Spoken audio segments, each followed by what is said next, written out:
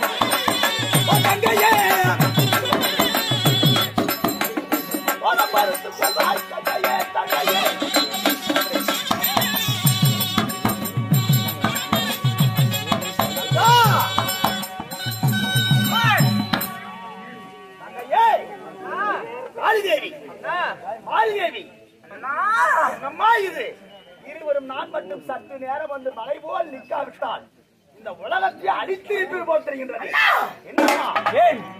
என்ன காரணத்திற்காக மலையாய் நிற்கிறாய்? ஏன் நிற்கிற? நீ சொல்லிதானே என் பேரப்பிள்ளையை கேட்க வந்தேன். ஆமா, பேரப்பிள்ளையை கேட்பதற்கு அந்த சண்டாளை அவதூறாக பேசியது மட்டுமல்லாமல் எதிர்த்து வந்தான். அவனை கொன்றுவிட்டு என் பேரனை கூட்டு வேண்டும் சொன்னாய் அல்லவா?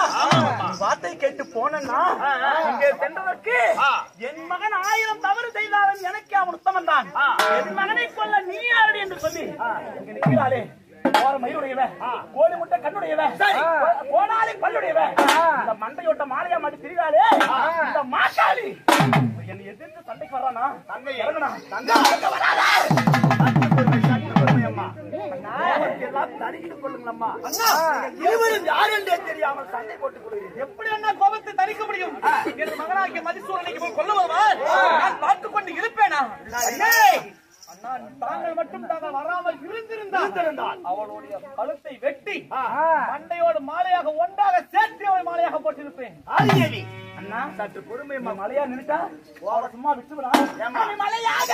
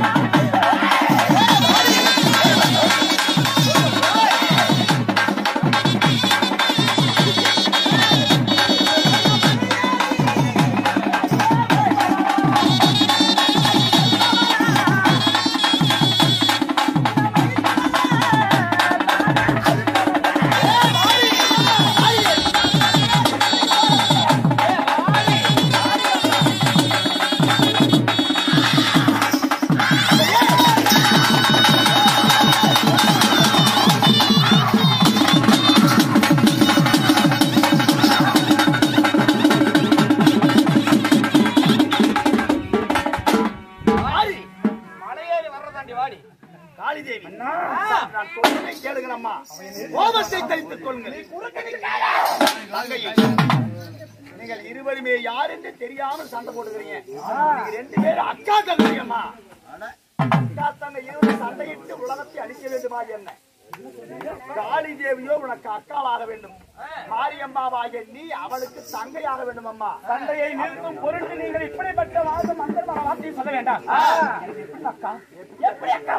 அம்மா, உருவத்தில் தான் தாங்கள் இருவரை தவிர, ஆனால் இருவரும் ஓரிரம்மா. இரண்டு உண்மை, உயிர் ஒன்று. எப்படி? காளி அவதார சக்தியாக இருந்தவர் காளி அவதாரமாக எடுத்தார். காளி அவதாரம் எடுத்த அதர்மங்களை அழிக்கவே முதலாக காளி அவதாரம் எடுத்தார். இப்பொழுது நீ மாரியம்மாவாக அவதாரம் இருக்கிறாய். யாரம்மா நீ? நீ அவருடைய தாய் தங்கை தானே. ஈருடல் ஓர் உயிர்.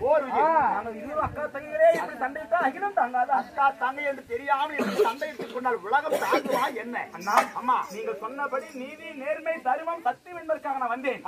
என்னை அந்த சண்டால் எதிர்த்து வந்தா அவர்கிட்ட முதல்ல என்ன பத்தி சொல்லுனா, நான் தான் தங்கைன்னு சொல்லுனா. காளி தேவி, மாரியம்மாவும் அம்மா உன்னுடைய சகோதரி, உன் தங்கை. அப்படியா? ஆமா.